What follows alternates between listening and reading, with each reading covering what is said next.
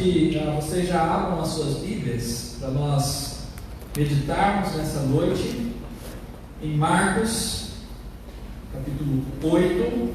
Nós vamos ler o versículo 22 até o versículo 1 de Marcos 9.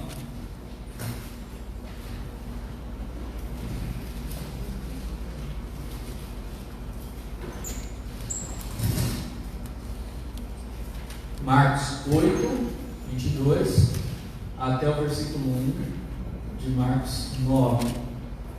Eu já peço aos irmãos e de antemão oriento para que não fiquem saindo nesse momento, para não atrapalhar ninguém, em nome de Jesus. Quando você sai, você faz barulho, atrapalha muito, né? E também para que deixe o seu celular no silencioso ou desligado, para não atrapalhar também no momento da pregação, tá bom? Você pode usar seu celular sem dúvida alguma para acessar a sua Bíblia, mas deixe ele no silencioso, desligado, modo avião, da maneira que você quiser colocar, amém? Nós vamos falar hoje sobre a cegueira desvanecendo.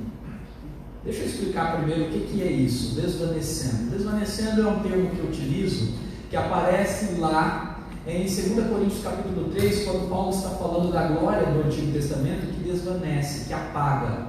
Então a cegueira desvanecendo é aquela cegueira que está se apagando, que está acabando, ou seja, que paulatinamente, que gradualmente está saindo. Paulatinamente, gradualmente, os discípulos começam a ver. É isso que eu quero mostrar hoje.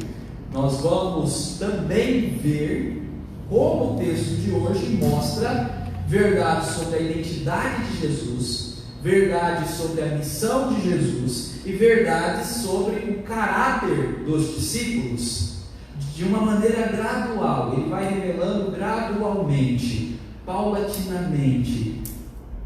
Então vai ficando mais claro, mais visível. É uma cegueira que desvanece, e ele usa até uma ilustração para isso.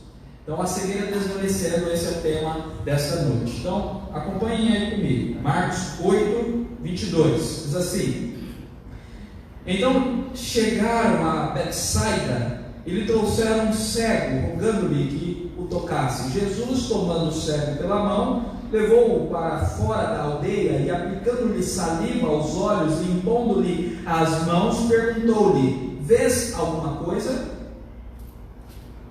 Este, recobrando a vista, respondeu: vejo os homens, porque como árvores os vejo andando. Então novamente lhe impôs as mãos nos olhos, e ele, passando a ver claramente, ficou restabelecido, e tudo distinguia de modo perfeito. E mandou-o Jesus embora para casa, recomendando-lhe: não entres na aldeia. Então Jesus e os seus discípulos partiram para as aldeias de Cesareia de Filipe, e no caminho perguntou-lhes: quem dizes os homens que sou eu? E responderam: João Batista, outros Elias, mas outros algum dos profetas. Então lhes perguntou: mas vós, quem dizeis que sou eu? Respondeu Pedro, o impetuoso que Danilo falou. E lhe disse: tu és o Cristo. Um detalhe que é acrescentado em outro evangelho, Pedro ele fala: tu és o Cristo, o Filho do Deus vivo. Então tu és o Cristo, o Filho do Deus vivo. Advertiu-os Jesus de que a ninguém dissessem tal coisa a seu respeito. Então começou ele a ensinar-lhes que era necessário que o Filho do Homem sofresse muitas coisas, fosse rejeitado pelos anciãos, pelos principais sacerdotes, pelos escribas, fosse morto, e que depois de 3 dias ressuscitasse. E isto ele expunha claramente. Olha a repetição do termo claro aqui. A ideia aqui é de um clarificar, de um desvanecer, de um tirar das trevas para a luz, de um revelar gradual. Então expunha claramente. Mas Pedro, chamando-o à parte, começou a reprová-lo. Jesus, porém, voltou-se e, fitando aos seus discípulos, repreendeu a Pedro e disse: arreda, Satanás, porque não cogitas as coisas de Deus, e sim dos homens. Então, convocando a multidão, juntamente os seus discípulos, disse-lhes: se alguém quer vir após mim, a si mesmo se negue, tome a sua cruz e siga-me. Quem quiser, pois, salvar a sua vida, perdê-la-á. E quem perder a sua vida por causa de mim e do Evangelho, salva-la. Que aproveita o homem ganhar o mundo inteiro e perder a sua alma? Que daria o homem em troca da sua alma? Porque qualquer que nessa geração adúltera e pecadora se envergonhar de mim e das minhas palavras, também o Filho do Homem se envergonhará dele quando vier na glória de seu Pai com os seus anjos. Versículo 1 do capítulo 9, para a gente finalizar.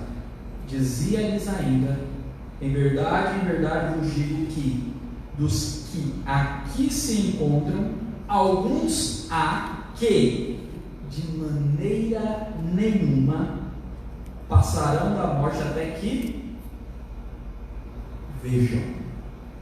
Olha a expressão ver aqui, é importante. Vejam ter chegado com poder o reino de Deus. Amém?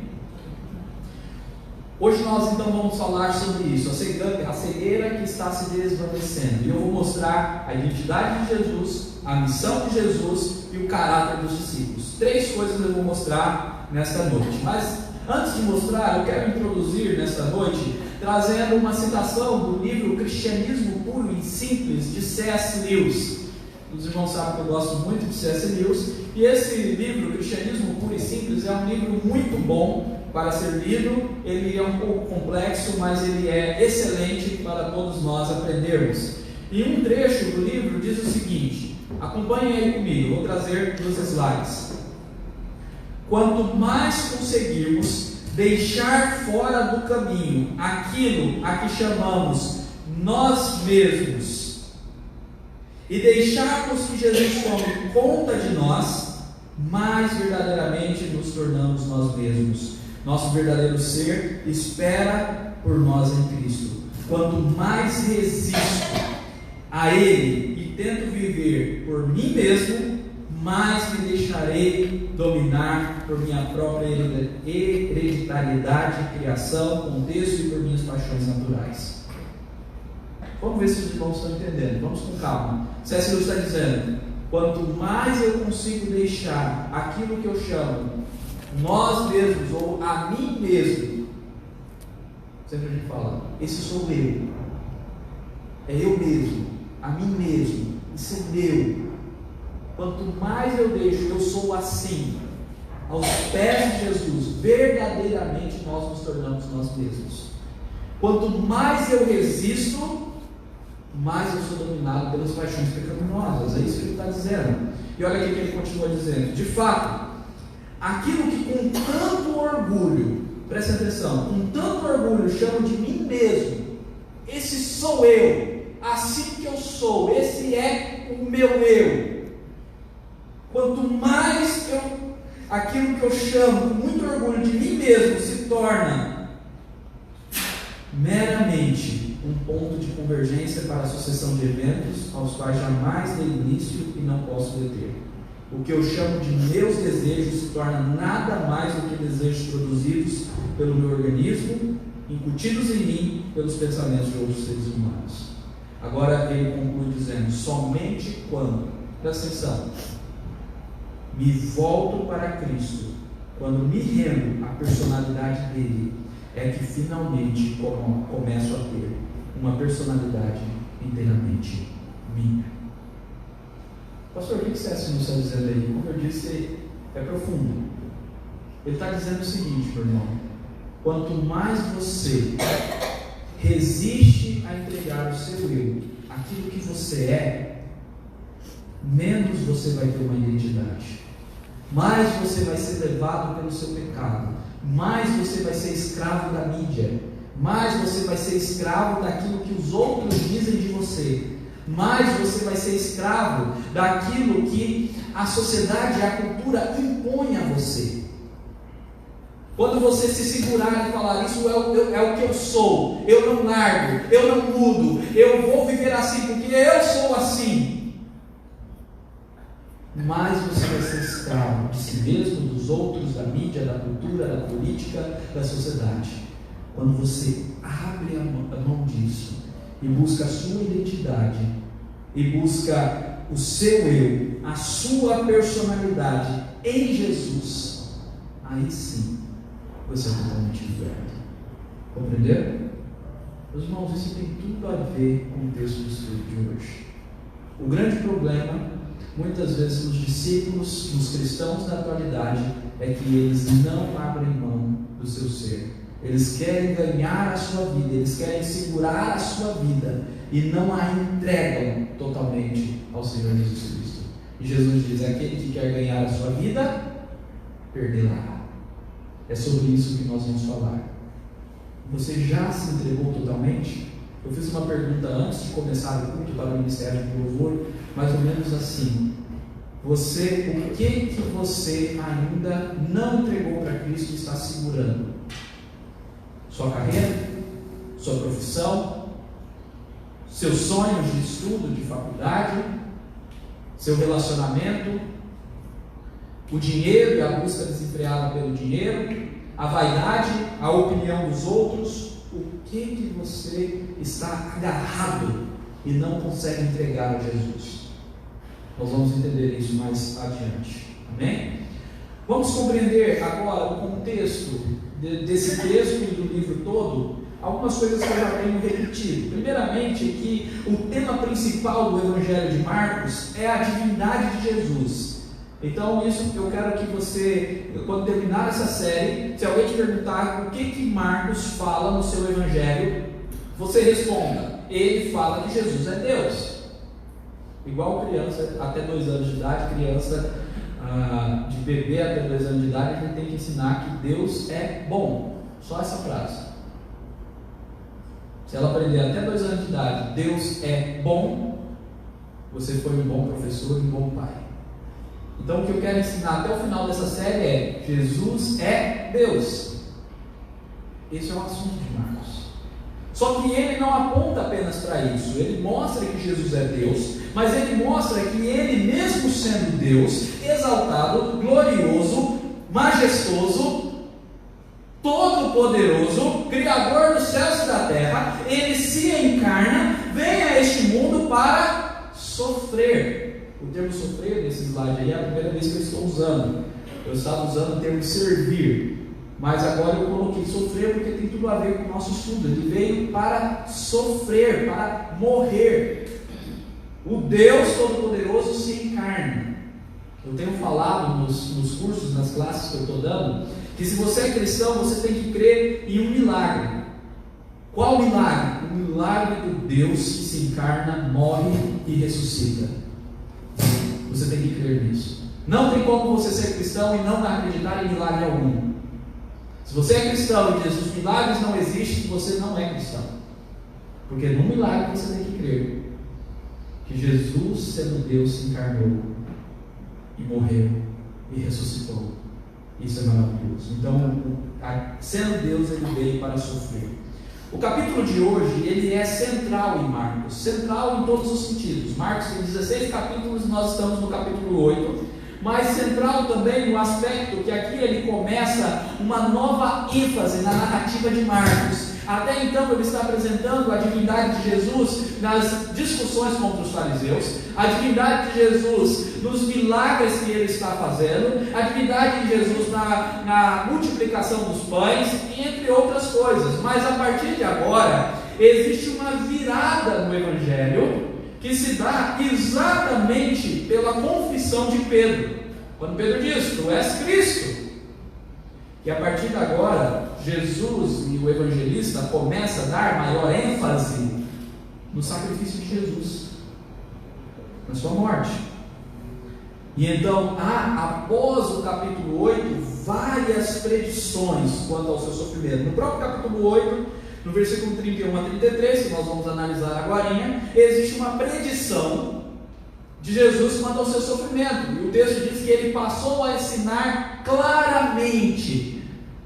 Ele passou a falar que ele teria que morrer. E da mesma forma existe uma predição depois da transfiguração. Jesus fala que ele tem que morrer. Depois da cura do jovem possesso, no capítulo 9, ele fala que tem que morrer. E depois ainda ele repete que tem que morrer, depois de falar sobre o período das riquezas, aquela história do jovem rico. Então ele está preocupado com isso. Agora ele começa a revelar o seu caminho para a cruz. A ênfase muda e começa a enfatizar o seu sacrifício, o seu sofrimento. E então, nesse capítulo em especial, Marcos usa o exemplo de um cego como figura daquilo que a gente quer falar. Entendam, Marcos, que é o autor do Evangelho, baseando-se nos ensinos de Pedro, ele escolheu aqui as passagens, ele escolheu as histórias a colocar para dar ênfase naquilo que ele está falando. Na verdade, as histórias colocadas aqui não são em ordem cronológica, não são, meus irmãos. As histórias são escolhidas pelo editor para dar ênfase naquilo que Marcos está trabalhando, para dar ênfase naquilo que Pedro está pregando. Então ele escolhe uma história em especial, que é a cura do cego em Betsaida, um cego que foi curado gradualmente da sua cegueira e não de uma vez, para ilustrar aquilo que estava acontecendo com os discípulos, a cegueira que estava desvanecendo. Amém? Então, aqui no contexto a gente já vai ver esse texto. Eu trouxe aqui, mas se você quiser acompanhar na sua Bíblia, você pode acompanhar também. Versículo 22 ao versículo 26. Vou só trocar o microfone.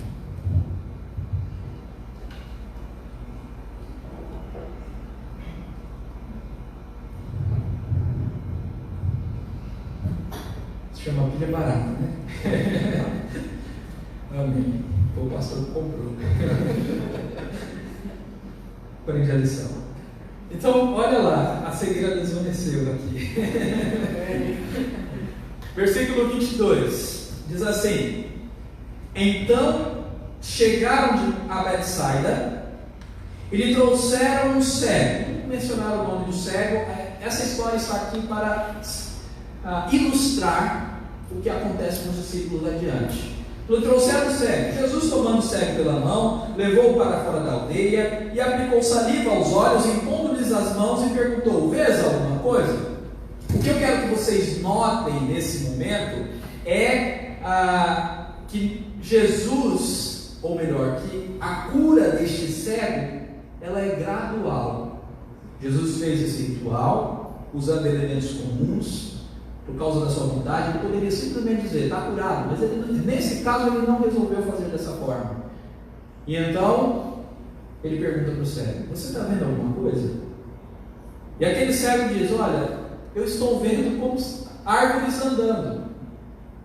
Eu sei que é homens porque estão andando, mas para mim está como árvores. Ele não conseguia ver, ele ainda estava com a sua visão astigmatizada, míope. Ele não conseguiria ver os rostos, definir que de fato eram homens. Ele sabia porque eles estavam andando. Olha só, versículo 24: este, recobrando a vista, respondeu: vejo os homens porque como árvores os vejo andando. Então novamente lhe pôs as mãos nos olhos, e ele, passando a ver claramente, ficou restabelecido. O termo claramente é importante porque se repete adiante e mostra que toda essa passagem tem a ver com o ver e ver de maneira clara. Os discípulos, depois dessa situação, não conseguiram ver de maneira clara e Jesus vai se revelando gradualmente para que a cegueira deles seja eliminada e tudo se distribuiria de modo perfeito. Mandou Jesus embora para casa, recomendando-lhe que não entre na aldeia. Então, o tema da passagem, diferente dessa cura, essa cura é uma cura física e a passagem diz respeito a questões espirituais de entendimento, mas a passagem, da mesma maneira que acontece com o cego, nós vemos uma cegueira desvanecente, ou desvanecendo, sumindo. Gradualmente, os discípulos começam a ver. E três coisas que eu já citei. Primeiro, a identidade de Jesus é clarificada. Olhem aí comigo, versículo 27. Agora vocês acompanhem nas Bíblias de vocês. A 30. Diz assim: Então Jesus e os seus discípulos partiram para as aldeias de Cesareia de Filipe, e no caminho perguntou-lhes: Quem dizem os homens que sou eu? Jesus ele começa a ensinar de uma maneira diferente, e ele faz essa pergunta propositalmente. Ele tem uma intenção: revelar quem ele é. Então eles responderam: uns dizem que é João Batista. João Batista nesse caso já havia morrido. Então eles estão dizendo que Jesus ele vivia no espírito de João Batista, não era uma reencarnação. Outros, Elias, vivia no espírito de Elias. Outros ainda, algum dos profetas. E aí Jesus virou: Mas e vocês? Quem dizes que eu sou? Aí Pedrão, à frente, já pegou a palavra de uma vez e acertou dessa vez. Na outra ele era, mas nessa ele acerta. E falou: Tu és o Cristo, o Filho do Deus vivo. Como eu disse aqui, ele só diz o Cristo, mas em outra passagem nós vemos que Pedro ele diz o Filho do Deus vivo. O que está sendo revelado aqui, meus irmãos? Aqui está sendo revelado, clarificado, esclarecido, clareado a identidade de Jesus. Até então a identidade de Jesus ela estava aparecendo, mas não com tanta clareza. Não havia ainda tido uma declaração: Tu és o Cristo. Mas pelos milagres, mas por tantas coisas que estavam acontecendo, era nítido que o Senhor Jesus era Deus. Mas aqui Pedro diz: Você é o Cristo. Agora, o que significa Cristo? Cristo significa ungido. É um termo grego, Cristo, para ungido. Ungido era o rei, era aquele que era soberano, realeza. Então o que está sendo destacado aqui é a realeza de Cristo, é a majestade de Cristo, é a sua soberania e também o fato de que ele é o Messias prometido. O que está sendo destacado nessa identidade é que Jesus ele é soberano, é que Jesus ele é rei, e ele é poderoso, e ele é Senhor. Então o que nós temos aqui na identidade de Jesus esclarecida é que ele é Deus. Deixa eu mostrar uma implicação para nós. Essa implicação eu trouxe nos elos em algumas classes que eu dei. Você a dizer que crê em Deus é suficiente para você ser salvo? Não é. Os muçulmanos, se você perguntar para eles: Vocês creem em Deus? Eles vão dizer: Cremos. O termo Allah é apenas e unicamente a expressão na língua deles para Deus. O que no hebraico seria Elohim, o que em inglês seria God e o que em português seria Deus. Eles creem em Deus e eles creem em um Deus. Mas isso não salva ninguém. O que salva é crer em Jesus como Deus. Esse é o ponto que está aqui, meus irmãos. A fé cristã, ela é exclusivista sim. Quem salva é Jesus Cristo.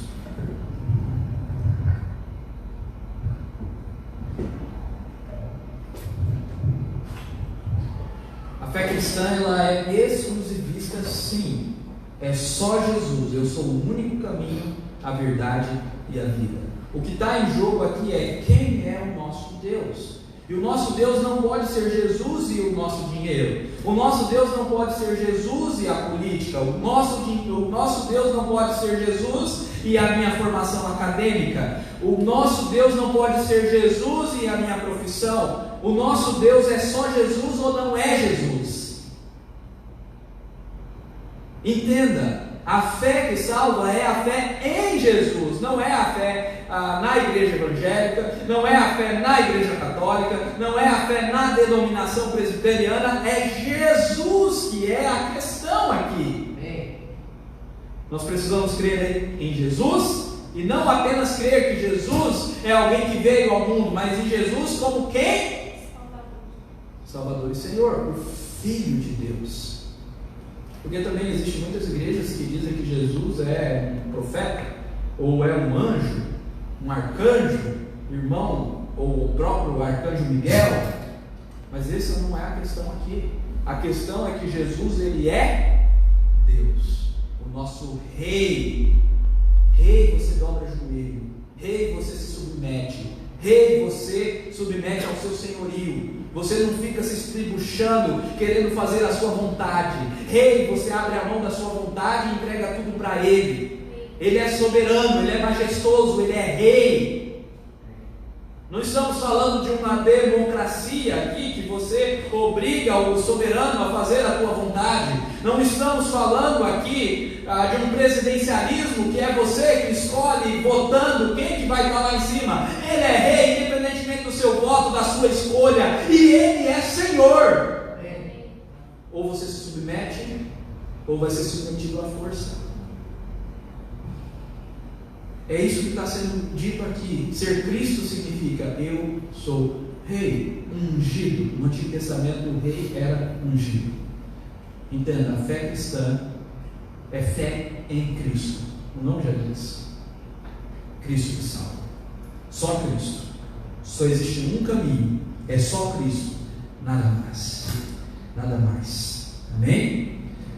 Ok, só que dito isso, Jesus até advertiu eles: olha, calma, ainda não falem a ninguém, porque Jesus daria essa permissão para pregar depois da sua ressurreição. Então, não falem para ninguém ainda sobre isso. E aí ele começa a revelar mais coisas, e essas mais coisas os discípulos não entendem muito bem. Jesus começa a clarear agora a sua missão. Ele diz, versículo 31, acompanhe comigo: então começou ele a ensinar-lhes que era necessário que o Filho do Homem, olha só, ele é chamado de Cristo na porção anterior, e agora ele mesmo se chama de Filho do Homem, uma expressão que remete a Daniel. Já expliquei aos irmãos isso em outro texto, aonde lá em Daniel falava que o Filho do Homem viria para sofrer, para se sacrificar. Então ele usa uma expressão que aponta para a sua humanidade e para a necessidade do seu sofrimento. Observe que ele começa a ensinar com uma expressão muito importante para nós. Ele diz: é o que? Necessário. Não existe outra forma. Isso tem que acontecer. É isso que Jesus está dizendo. E o que era necessário? Que Jesus, o Filho do Homem, o Cristo, o soberano, o Rei, o Deus Todo-Poderoso encarnado, diante deles ali, Jesus, o Filho do Homem, sofresse muitas coisas, fosse rejeitado pelos anciãos, pelos principais sacerdotes e pelos escribas, fosse morto, e que depois de 3 dias ressuscitasse. Aqui está todo finalmente da história da redenção. O seu sofrimento, a sua rejeição, a sua condenação, a sua morte, mas não para por aí, a sua ressurreição. E observe que Jesus está falando isso claramente, versículo 32, e isso ele expunha com claramente, mas os discípulos não compreenderam. E então Pedro, chamando-o à parte, Pedro aqui era um bom professor, né? Ele chama a parte para repreender. Vem cá, Jesus, vem cá, deixa eu falar com você. Ele acabou de falar que Jesus é rei, o soberano. Agora ele está chamando Jesus no cantinho, lá na salinha, e está falando: Jesus, não fala isso não. Tem compaixão da sua vida. Sofrer? Não, para com isso, Jesus. Jesus voltou para todos. Observe que Jesus repreende Pedro, não em particular. Jesus repreende Pedro diante de todos. E o politicamente correto? Jesus é rei. É Ele que decide a maneira que Ele faz. A gente não pode impor as nossas vontades. Então Ele vira para todos e diz: Pedro, arreda de Satanás. E não é de leve, não. Você não cogita as coisas de Deus. Pedro havia entendido errado. E por quê? Porque Pedro esperava um líder político. Pedro esperava um homem forte, um homem que iria tomar o poder das mãos de César, um homem que iria armar uns rebeldes contra o imperador, um homem que iria ter poder político e poder militar, um homem que iria à guerra, ferro e fogo, um homem que iria pegar nas armas e iria atrás de César para destruir César e tomar todo o poder sobre todo mundo. Era isso que Pedro estava esperando. Ele cresceu esperando isso. Ele cresceu ouvindo que viria um Messias para libertar Israel da mão de César, da mão de Roma, e então dominar todo mundo. E ele não estava errado, não. Isso de fato é verdadeiro sobre o Messias. Mas o Messias não faz isso colocando a mão nas armas, indo à guerra. Ele faz isso morrendo, se sacrificando e sofrendo. É inverso. Aquilo que Jesus faz é inverso do que o mundo espera. Ele não entra na política e vai destruir a política de cima para baixo. Não, ele se sacrifica aqui. E pelo seu sacrifício ele começa a mudar o mundo. Agora a pergunta é válida: por que é necessário que o Filho do Homem sofresse? Lá em Hebreus 9, 22, nós lemos que sem derramamento de sangue não há perdão. A necessidade do seu sofrimento é por causa do custo do pecado. Como o problema do homem é o pecado, é a queda, é o fato de que o homem se rebelou contra Deus e quis ser o seu próprio Deus. Observe.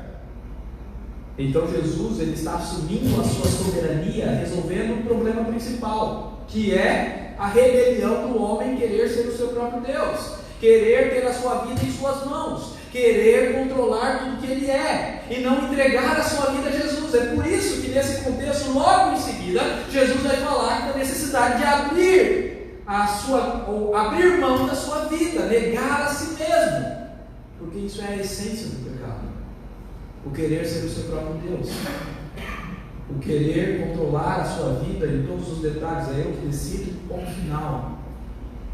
O resto que se exploda. A minha vida é minha, eu faço o que eu quiser, como a letra do Capital inicial. Não, Jesus diz: a vida não é sua e você não faz o que quiser. Eu sou Deus, é eu que decido, e eu vim para morrer, para te libertar desse seu ego. Eu me humilhei para mostrar para você como o seu ego te destrói. Vocês estão entendendo? Então ele morre na cruz, mas ali na cruz ele está sofrendo a nossa condenação. Então é necessário que ele sofra. Observe, ele foi rejeitado, não foi pelo povo necessariamente, mas ele foi rejeitado pelos anciãos, que aqui no original provavelmente aparece o termo grego presbíteros, que eram os líderes do sinédrio judaico, os presbíteros. Ele foi rejeitado então pelos anciãos, os líderes do sinédrio judaico, pelos principais sacerdotes, pelos escribas, foi julgado na justiça judaica e também na justiça romana, que é a principal justiça, a justiça romana até hoje determina alguns princípios básicos do direito. Mas não esqueçam que eu sou Deus, eu vou arrebentar a morte, de dentro para fora, eu vou arrebentar a sepultura. E da mesma maneira que eu vou arrebentar a sepultura, vocês também arrebentarão.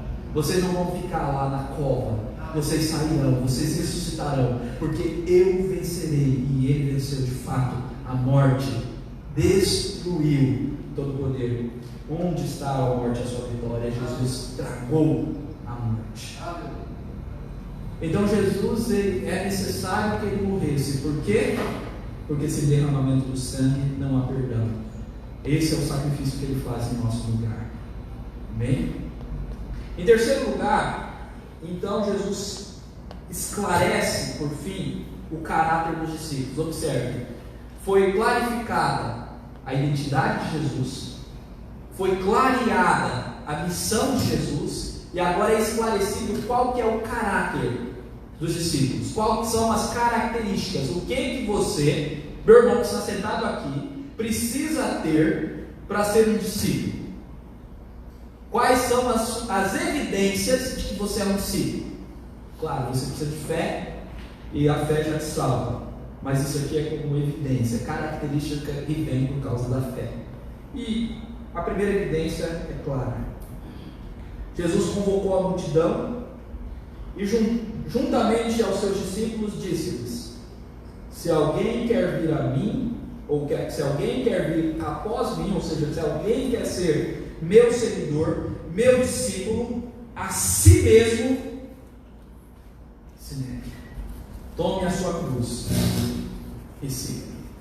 O que nós temos aqui, meus irmãos? Nós chamamos isso de abnegação. Negar a si mesmo. Ele está dizendo: o problema do pecado foi você querer ser o seu próprio Deus. Foi você não conseguir abrir mão de viver a sua própria vida para viver para a minha glória. Então, se você quer ser meu discípulo, abra a mão da sua vida. Viva para mim. Abra a mão da sua vida e viva para mim. É isso que Jesus está dizendo.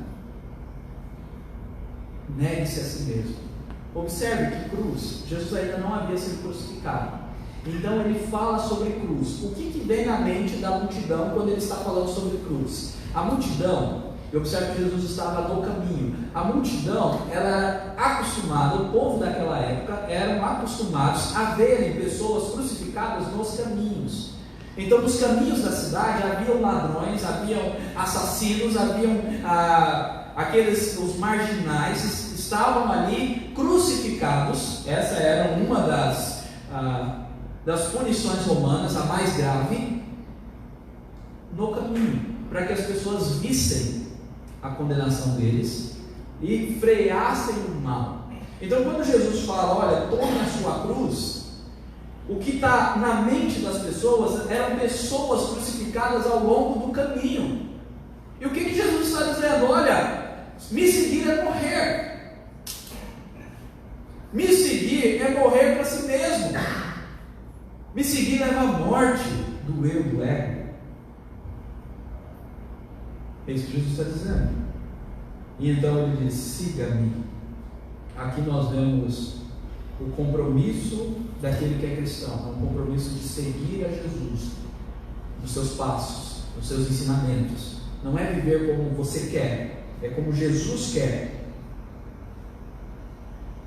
Isso é ser cristão. Não é você que decide o que você vai fazer na sua vida, é Jesus que decide. Esse é o... E aí Jesus continua: quem quiser, pois, salvar a sua vida, perdê-la. Quem perder a sua vida por causa de mim e do Evangelho, salvá-la. Que aproveita o homem ganhar o mundo inteiro e perder a sua alma. Tanto o termo para alma aqui como o termo para vida é o mesmo termo no grego, é psique, ou psico, que é o termo que deriva depois de um termo que nós usamos muito hoje, psicologia. Então, o termo para alma é psique, o termo para vida também é psico, psique, é o mesmo termo. E o que é isso? Isso daqui é a identidade, é a pessoa em si, a personalidade. Lembrando que alma para o judeu, apesar de que ele está escrevendo para romanos, mas alma, dentro desse contexto judaico-cristão, bíblico, a alma, ela sempre é o centro do ser humano. O que está no âmago, o fundamento, aquilo que determina as suas atitudes e as suas ações. Então, na verdade, o que está sendo dito aqui é a sua identidade, a sua personalidade, a sua pessoa, o seu ser. Jesus está dizendo: se você quer conquistar a sua identidade, o seu ser, a sua pessoa, naquilo que você tem, você vai perder. O dinheiro não pode te dar identidade. Às vezes as pessoas, elas têm identidade porque são ricas. Eu sou por causa do dinheiro. Outras pessoas colocam a sua identidade na formação acadêmica. Não, eu sou pós-doutor e não sei o quê. Outras pessoas, a identidade está naquilo que a pessoa acha, no que os outros dizem. Esse é o pior tipo, talvez, de todos, porque ele diz escravo. Se alguém olhar torto, são pessoas melindrosas, são pessoas que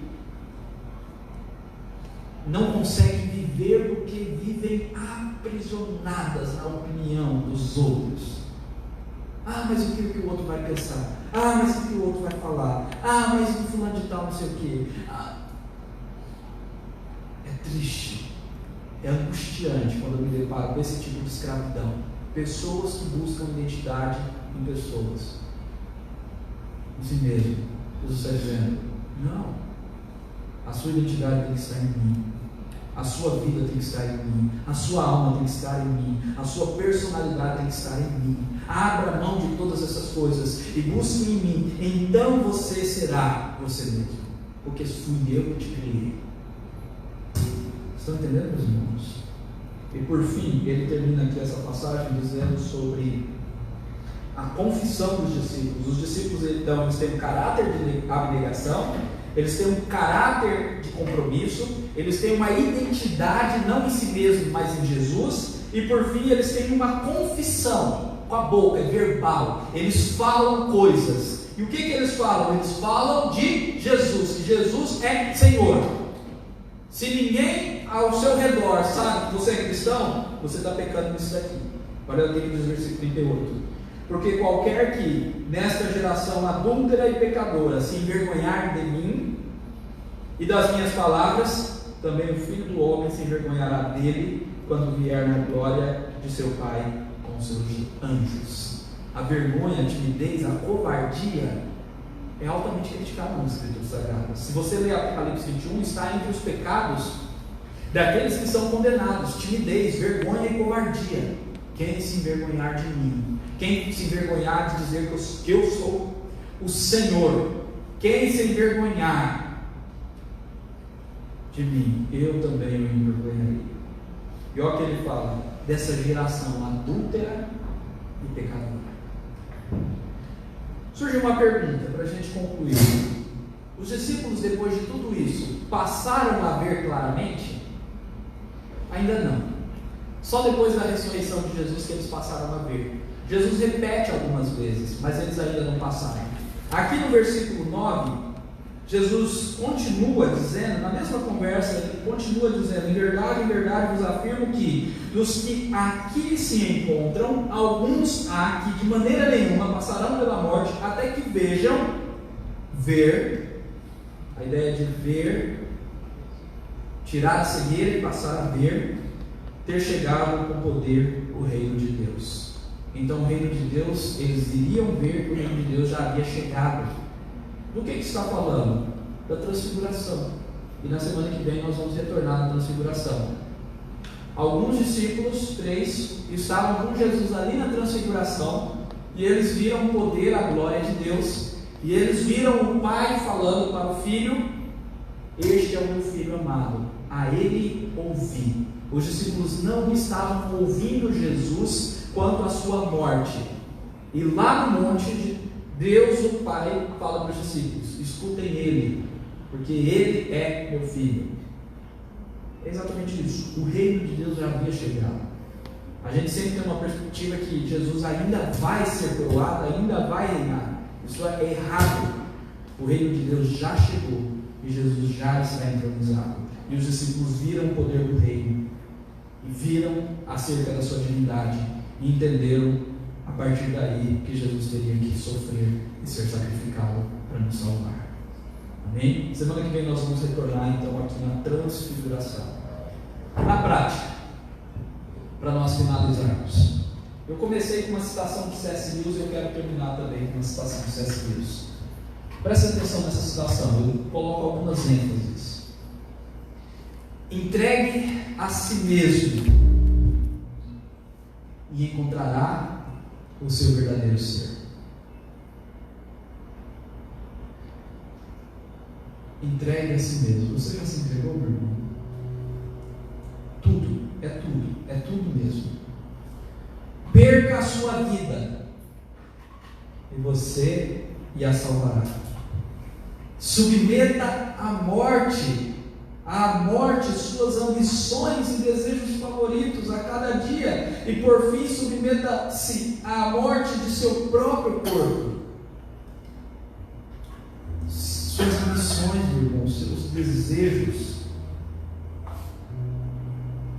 submeta com cada fibra do seu ser e encontrará a vida eterna. não retenha nada. Nada que você não tiver entregado será realmente seu.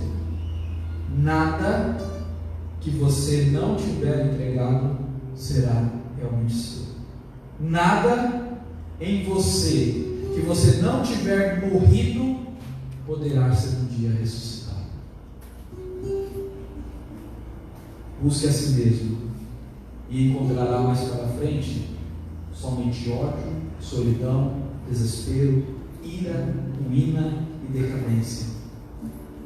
Mas busque a Cristo e você o encontrará, e com Ele receberá tudo mais. Irmão, o que você ainda não entregou para Jesus? Submeta as suas ambições, suas paixões, seus desejos, seus sonhos. Mas, pastor, eu gosto tanto da Netflix. Você está te tirando de Deus? Submeta a Deus e para. Mas o WhatsApp, o Facebook, o Instagram, você está te tirando de Deus? Submeta a Deus e largue.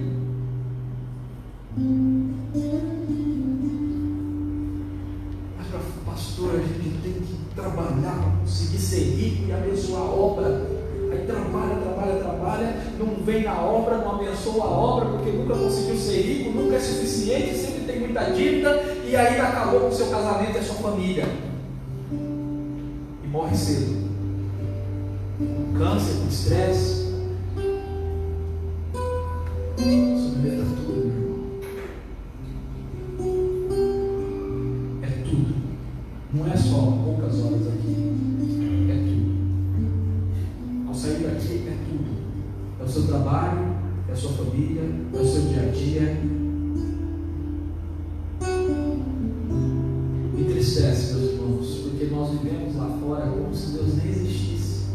Nem lembramos de gastar um tempo orando e buscando o Senhor. Acordamos já olhando nos nossos celulares, respondendo mensagens ou vendo coisas fúteis, inúteis no Instagram.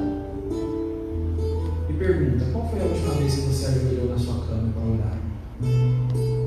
Qual foi a última vez que você fechou a porta do seu quarto, como Jesus nos orienta,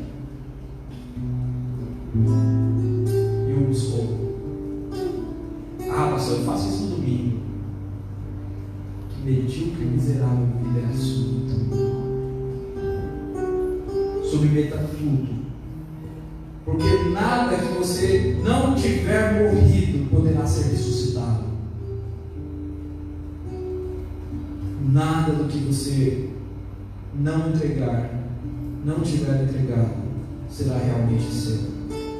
Se você buscar a si mesmo, à frente você só vai encontrar ódio, solidão, desespero, ira, ruína e decadência. Infelizmente, essa é a realidade de muitas pessoas que se dizem cristãos. Mas se você buscar a Cristo e entregar tudo a Ele, você receberá tudo mais. Por sua cabeça.